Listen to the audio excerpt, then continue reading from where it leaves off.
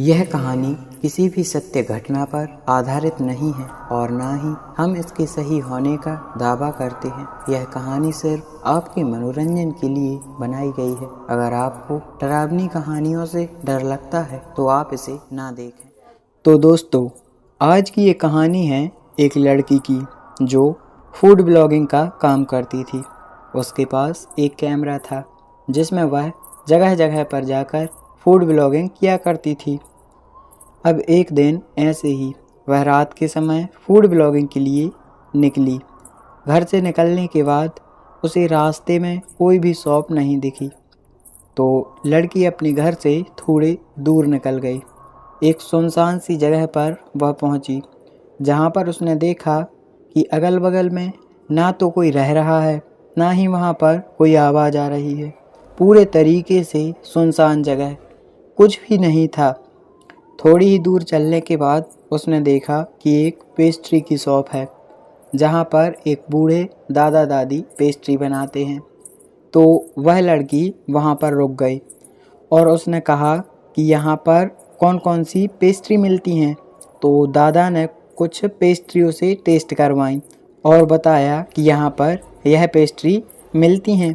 तो इसके बाद कुछ पेस्ट्री उसे दी और उन्हें बताया कि यहाँ पर ये पेस्ट्री मिलती हैं और ये पेस्ट्री अच्छी भी हैं यहाँ पर। और आखिर में दादा ने उन्हें बताया कि यहाँ पर नॉन-वेज वाली पेस्ट्री भी मिलती हैं।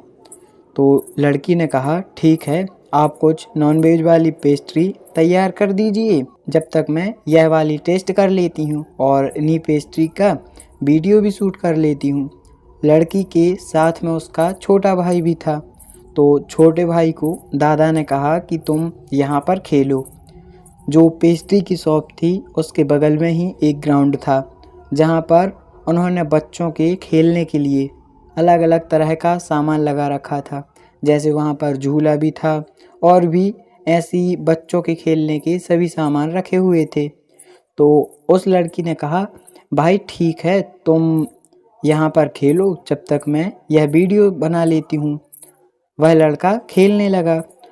वहाँ पर थोड़ी ही देर बाद दादाजी आए और नॉनवेज वाली पेस्ट्री ले आए।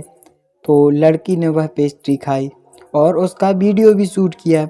वह पेस्ट्री बहुत ही ज़्यादा टेस्टी थी। अब जब लड़की वहाँ से निकलने के लिए तैयार हुई तो उसने अपने भाई को देखा कि मेरा भाई कहाँ पर है। तो जहाँ पर वह खेल रहा था वह वहीं पर गई, लेकिन उसका भाई उसे वहाँ पर नहीं दिखा। तो उसने अगल बगल में देखा और थोड़ी ही देर बाद वह उसे नहीं दिखा। तो उसने दादा दादी से पूछा कि उन्होंने मेरा भाई को देखा है कहीं पर। तो दादा दादी ने कहा कि यहीं पर खेल रहा होगा, तुम देख लो। जब वह लड़की पेस्ट्री शॉप के पास में देख रही थी तो उसने देखा कि जो दादी हैं वो पूरे तरीके से खून से लथपथ हैं और वहाँ पर खून ही खून फैला हुआ है। और बगल में एक इंसानी हृदय, इंसान का दिल रखा हुआ है, जो उसे काट काट कर पेस्ट्री में भर रही थी।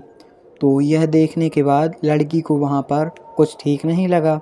तो वह लड़की तुरंत वहाँ से अपनी गाड़ी की तरफ भागी और गाड़ी में बैठने लगी।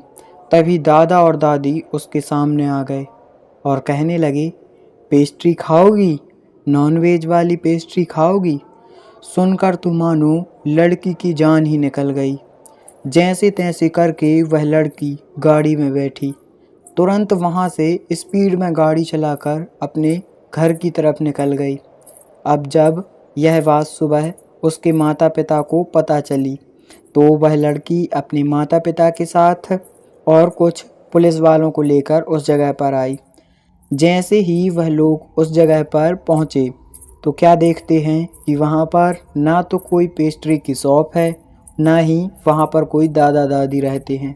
यह सब देखने के बाद आसपास के लोगों ने उन्हें बताया कि यहाँ पर कुछ समय पहले एक दादा दादी रहते थे जो यही पेस्ट्री की शॉप चलाते थे और उन्हें एक बीमारी थी जिसके कारण वह छोटे छोटे बच्चों को मार कर खाते थे।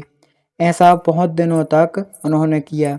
इसके बाद जब लोगों को यह बात पता चली तो लोगों ने उन्हें वहीं पर मार दिया और वहीं पर दफना दिया। और जब से उन दोनों की आत्माएं यहाँ पर रात को वही पेस्ट्री की शॉप चलाती हैं और वही दादा दादी दिखते हैं। जो छोटे बच्चे आते हैं वो उन्हें मारकर उनका मांस खाते हैं। तो यह बात जब उन्हें पता चली, यह पता चल चुका था कि अब उनका छोटा भाई मारा जा चुका है।